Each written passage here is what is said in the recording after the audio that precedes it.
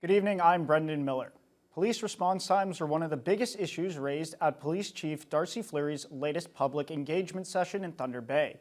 Fleury's Chat with the Chief tour continued this week at the Brodie Library, where residents addressed their policing concerns. Jessica Clement has the story. A handful of residents were at Brodie Library Wednesday evening to speak with Police Chief Darcy Fleury about their questions and concerns regarding policing and public safety. It was part of Fleury's Chat with the Chief sessions.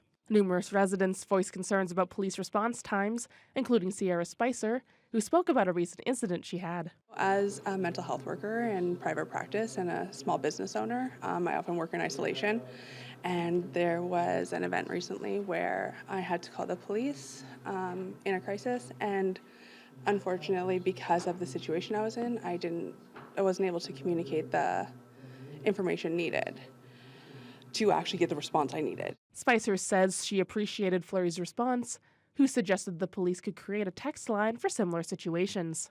Other topics brought up included the increase in crime, specifically drug and gang activity, and questions about neighborhood watch groups. Fleury said the public chats give local police the opportunity to gather feedback to better service the community. We're having good reception. I think we're hearing from the people as to some of the more urgent pieces that they'd like to have addressed. Some of the activity, some of the crime that we're seeing, a local sort of on the street sort of crime or crimes related to businesses. So we are getting those types of feedbacks. The ask, I think, is probably more along the lines of more visibility, a little bit more presence, so people can see us.